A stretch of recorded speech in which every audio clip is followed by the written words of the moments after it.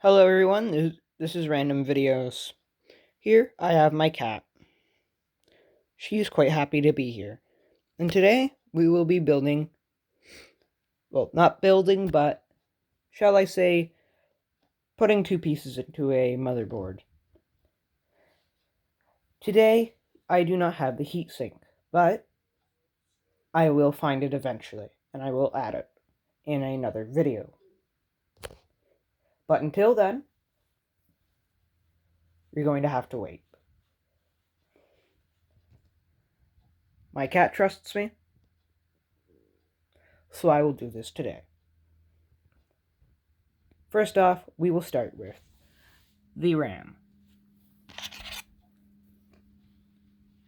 First of all, you may see that I already have the socket open.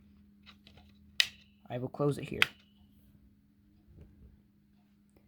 This, by the way, this is quite old. I do not know the specifications of this RAM. So first of all, you would want to open these latches, like so. Next up, you'd want to do a little flip to see that little slot there, that one there, fits up with that little gap in there. You would want to slot it in, like so.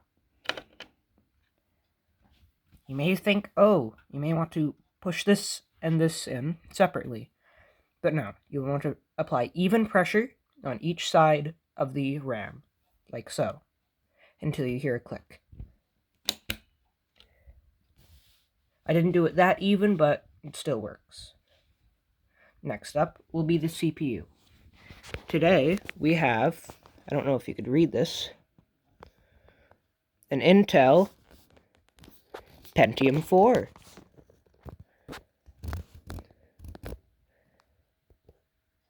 There. A little bit shaky, but it's fine. So first of all, you would unhook this latch by pushing down, pulling out, and pulling up. Next up, you want to lift the, forgot what it's called, I'm just going to call it a CPU guard right now. Pull that up. Next up, here. Oh boy. No, that's fine. You notice that there's a few things in there. Don't touch that. So, here. You may see a little golden triangle on one side there. Right there. That will go right there. The little golden triangle. You just slot it in nicely. Don't force it. If you force it, it will break your motherboard. Because they're only designed to go in one way.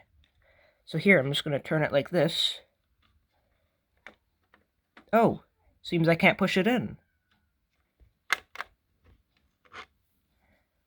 That's because it only goes one way.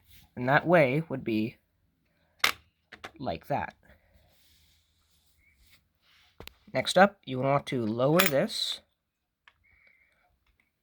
and push this down. It may take a little bit of pressure.